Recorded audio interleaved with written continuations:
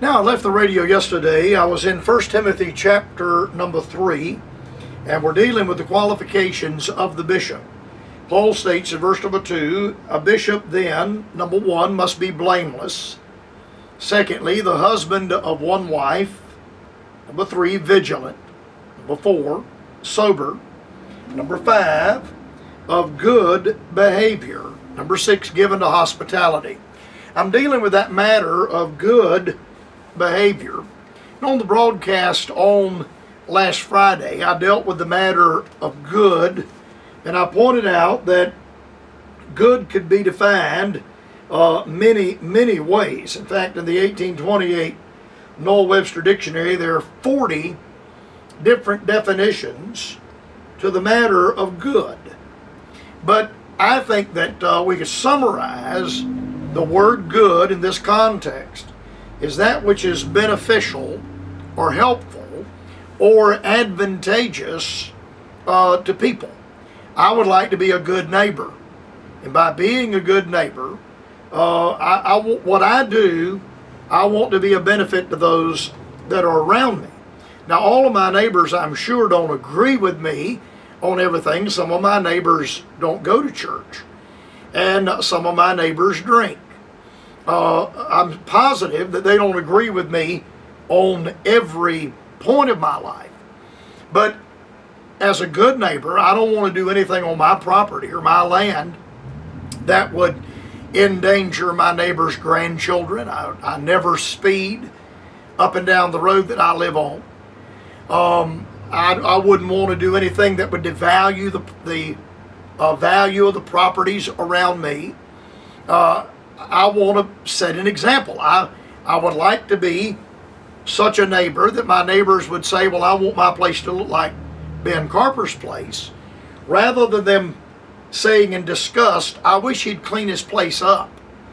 I'd rather be in such a condition that my neighbors would say, well, I'm going to have to get with the program because Brother Carper is making my place look bad. Good, being a benefit to those that are around you. Now, the minister is to be of good behavior. And I pointed out yesterday that this matter of behavior would be one's manner of behaving. We don't use the word manners very often in society today.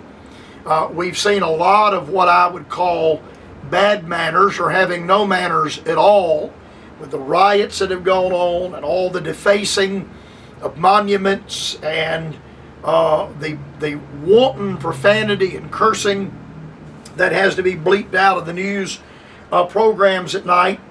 One's behavior is their behavior, whether it's good or bad. And Paul qualifies the matter that the minister is to be of good behavior. By his behavior, we are referring to his conduct or the manners that he might have. I pointed out on the program yesterday that I would want my pastor to be of such conduct and to be of such behavior that I would want my children and grandchildren to emulate him. And if they picked up some habits that the bishop has, the pastor has, if they picked up some of his habits, that I would be glad for them to have those habits, and I would not fear for them to emulate his behavior, to emulate his conduct. I would want my pastor to be such that you could say, well, look at the pastor and see what the pastor does, and then that's what you can do.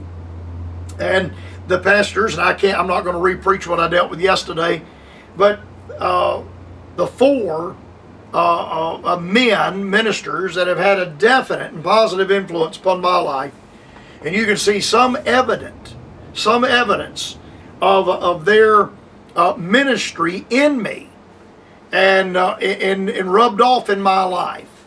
And there are some men I've been around, and I don't want to pick up any of their bad habits. I don't want to pick up any of their behavior. I'm talking about ministers now. I don't want to pick up anything from them. The way his manners, the carriage of oneself, his behavior would be regarded as his carriage. How does he carry himself? How does he What is his deportment? How does he look and appear when he stands before people and appears in public?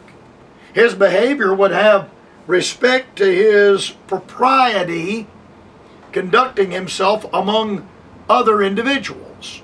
How proper is he in his behavior? There are some things that are entirely proper to be done, such as a good handshake, is always proper and is well received.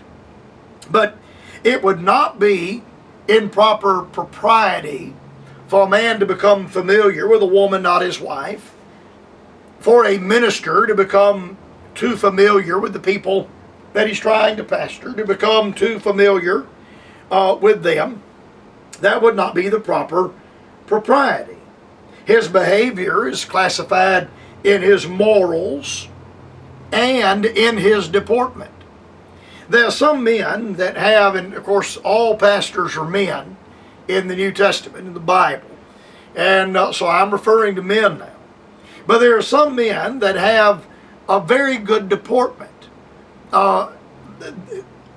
When Samuel saw young David arrive at Jesse's house to be anointed to be the king in 1 Samuel chapter number 9, the Bible records that David was goodly to look to. David was a man that was of good deportment. He was of a good deportment. I've been around some men that had terrible deportment.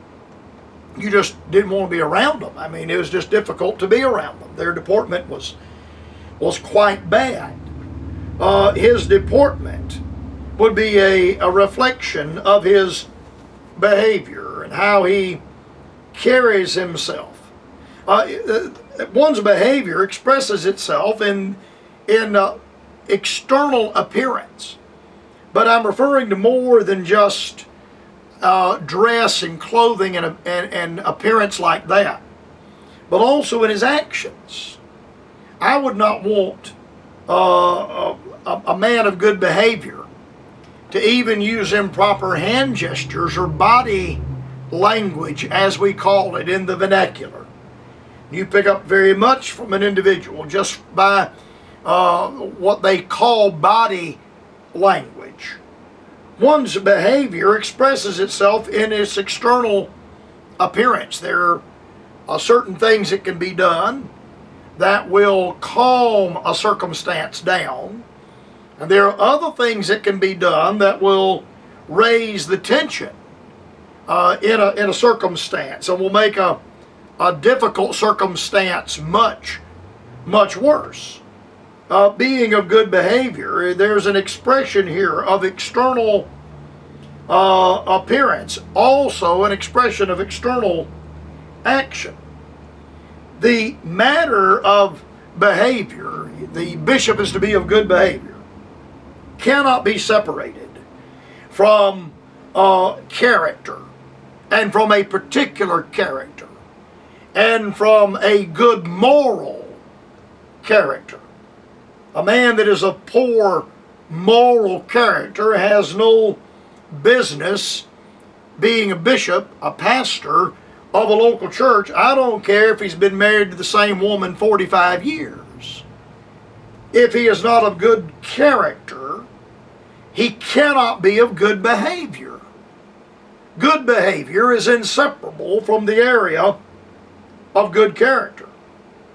More generally, whenever we talk about this good behavior, we're talking about the common duties of life.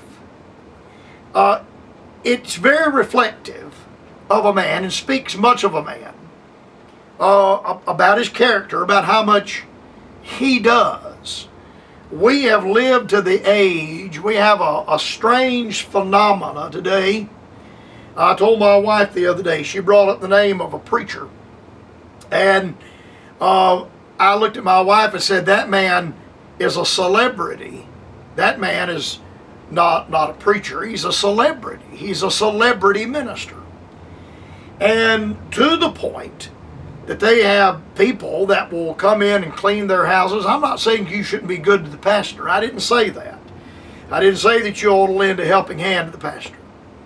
But I remember observing my grandfather in a coat and tie, and we had a 50-acre tabernacle. In those days, we had a 50-acre campus. And I can remember seeing my grandfather walking the grounds in his coat and tie with the trash can that went under his desk. And he'd be picking up the trash off the ground in a coat and tie, carrying a trash can. Now, that speaks volumes to me of a man's character in fulfilling the common duties of life.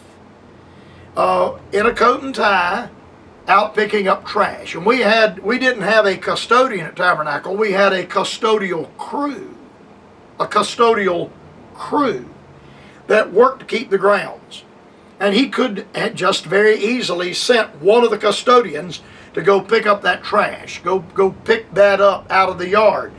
He sent me on occasion to pick up trash out of the yard. But rather than sending someone to do that, he himself went and did that.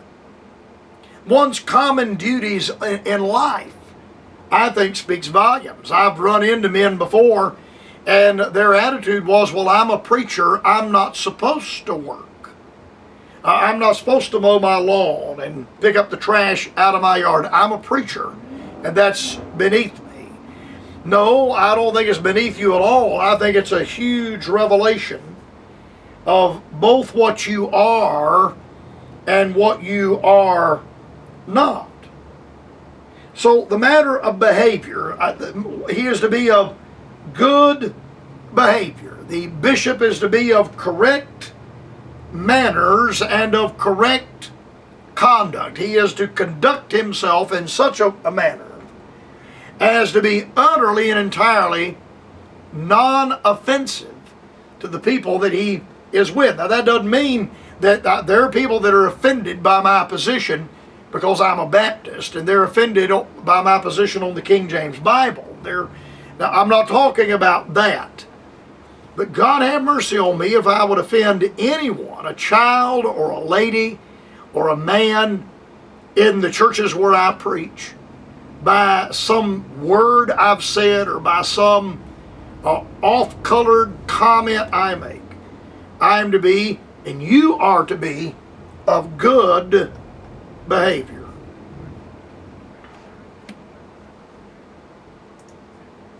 The Bright Spot Hour, Post Office Box 4, Greenville, South Carolina 29602.